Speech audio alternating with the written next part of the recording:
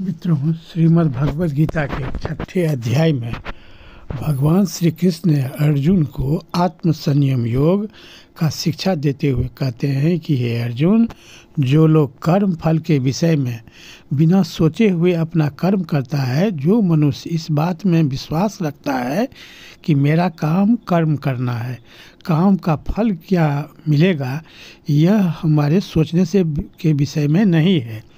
कर्म फल ईश्वर के अधीन है। इसलिए हे अर्जुन, जिस मनुष्य को जो काम है उसके विषय में यदि लोग इतना ही सोचे कि काम ही ईश्वर का सेवा है, ईश्वर मुझे इस काम के करने के लिए नियुक्त किए हैं, उनके आदेशानुसार मुझे जो काम का अवसर ईश्वर द्वारा दिया गया है वह काम करके मैं उनका कुछ सेवा कर लूं। जो मनुष्य ईश्वर की सेवा समझकर काम करता है वह कर्म फल से मुक्त हो जाता है और वही योगी कहलाता है। कोई भी काम मनुष्य जो करता है वह मनुष्य को अपने बस में नहीं और अपने प्रयास से काम नहीं करता है, ईश्वर उसको उस काम को करने के लिए लगाए हैं। मनुष्य अगर इस बात को समझ करके अपना काम ईश्वर का सेवा समझ करके करे तो वही आत्म संयम योग है। आत्मा को संयमित रखना चाहिए और ईश्वर ने ही हमको इस काम करने का अवसर दिए हैं और मैं इस काम के माध्यम से ईश्वर का सेवा कर रहा हूँ। इतना ही मनुष्य को काम करने के समय समझना चाहिए। इसलिए भगवान बोले, जो मनुष्य जो पुरुष पूर्ण फल कर्म फल का आश्रय न लेकर करने योग्य कर्म करता है वह सन्यासी तथा योगी है। कर्म योग में आरूढ़ होने की इच्छा वाले मननशील पुरुष के लिए योग की प्राप्ति में निष्काम भाव से कर्म करना ही कहा गया है और योगारूढ़ हो जाने पर उस योगारूढ़ पुरुष के लिए सर्व संकल्पों का अभाव ही कल्याण में हेतु कहा जाता है। जिस काल में न तो इंद्रियों के भोगों में और न कर्मों में ही आसक्त होता है, उस काल में सर्व संकल्पों का त्यागी पुरुष योगारूढ़ कहा जाता है। अपने द्वारा अपना संसार समुद्र से उद्धार करे और अपने को अधोगति में न डाले, क्योंकि यह मनुष्य आप ही तो अपना मित्र है और आप ही अपना शत्रु है। यदि हम ईमानदारी पूर्वक ईश्वर का सेवा समझकर काम नहीं करेंगे तो मुझे पाप लगेगा और मैं भवसागर में डूब जाऊंगा।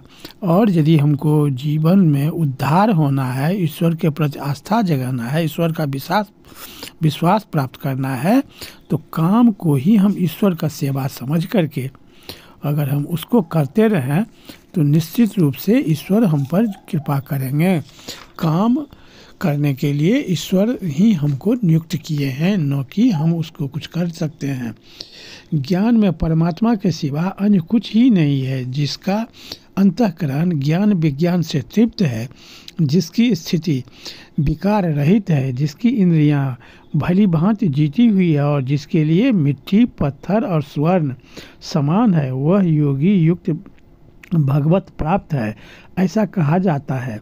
सुहृद मित्र बैरी उदासीन मध्यस्थ द्वेष और बंधुगणों में, धर्मात्माओं में और पापियों में भी समान भाव रखने वाला अत्यंत श्रेष्ठ है।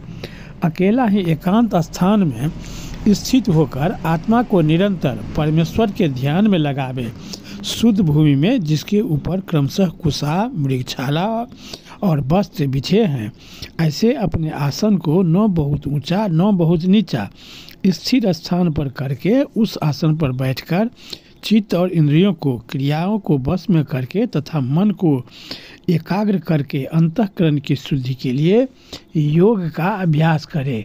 काया सिर और गले को समान एवं अचल धारण करके और स्थिर होकर अपने नासिका के अग्रभाग पर दृष्टि जमाकर अन्य दिशाओं को न देखता हुआ ब्रह्मचारी के व्रत में स्थित भय रहित तथा भली भांति शांत अंतःकरण वाला सावधान योगी मन को बस में करके मुझ में चितवाला और मेरे परायण होकर स्थित होवे।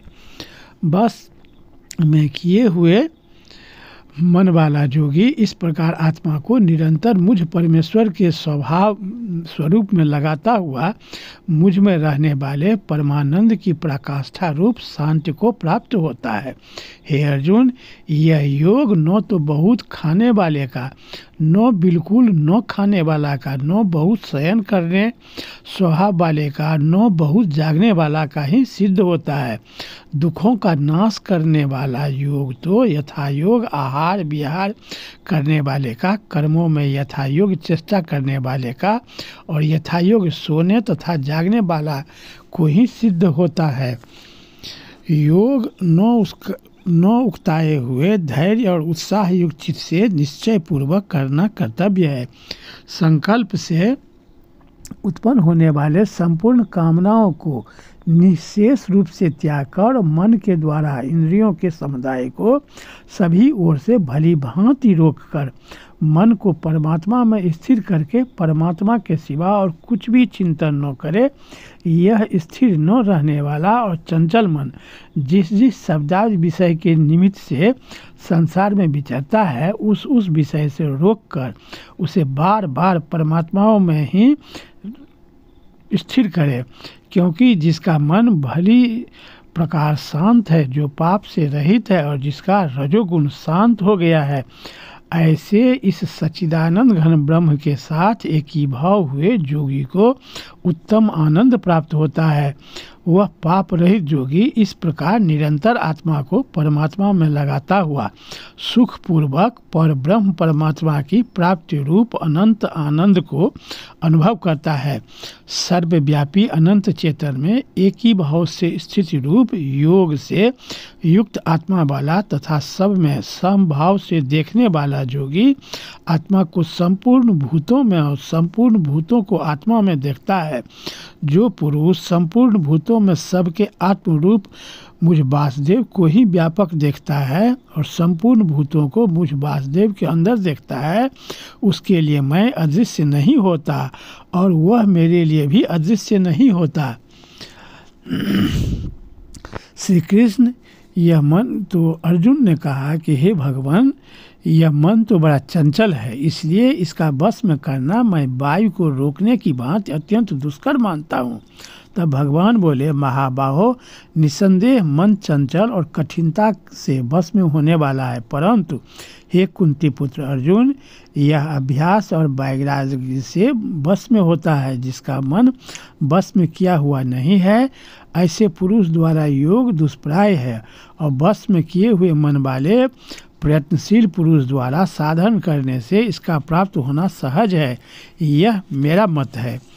अर्जुन बोले, हे श्री कृष्ण, जो योग में श्रद्धा रखने वाला है किंतु सन्यासी नहीं है, इस कारण जिसका मन अंत काल में योग से विचलित हो गया है, ऐसा साधक योग की सिद्धि को न प्राप्त होकर किस गति को प्राप्त होता है।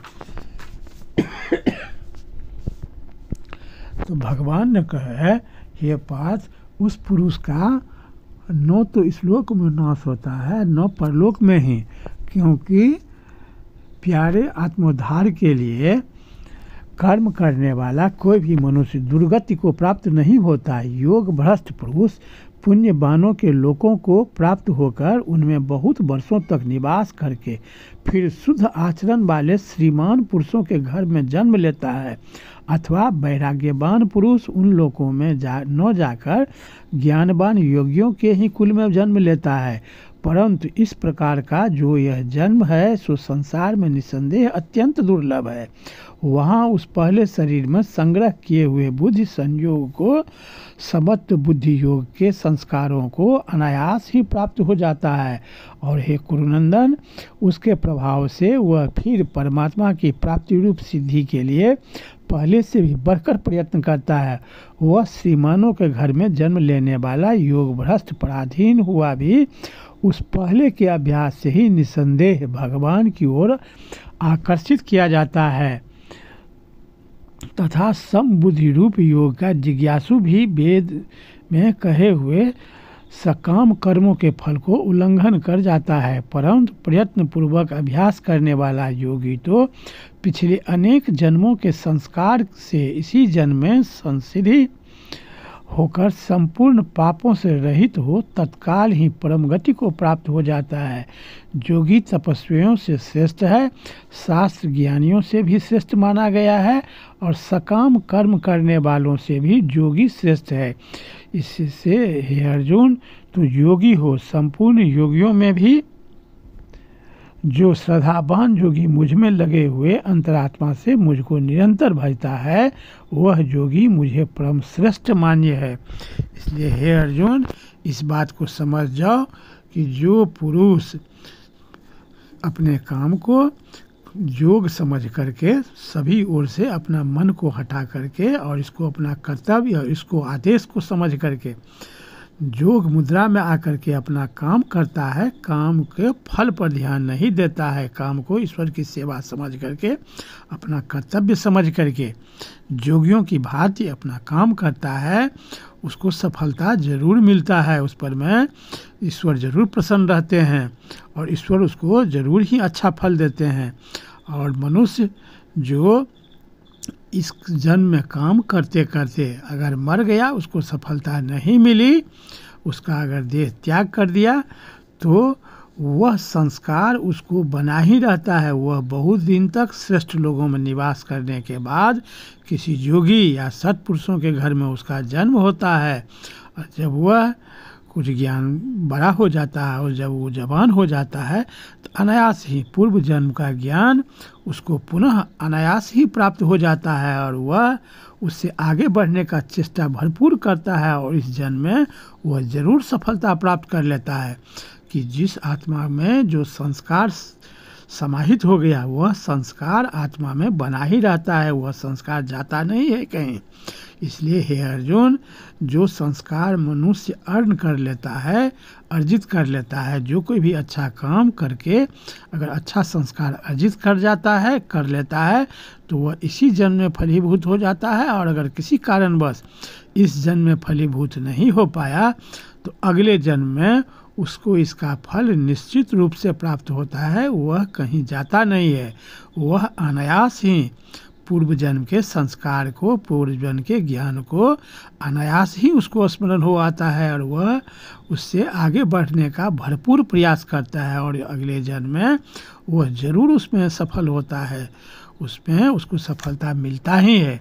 यही ईश्वरीय विधान है। इसलिए हे अर्जुन, तुम शोक मत करो, अपना काम करो। तुम काम करने के लिए ही पृथ्वी पर आए हो। तुमको मोह माया को त्याग करके अभी युद्ध भूमि में आए हो।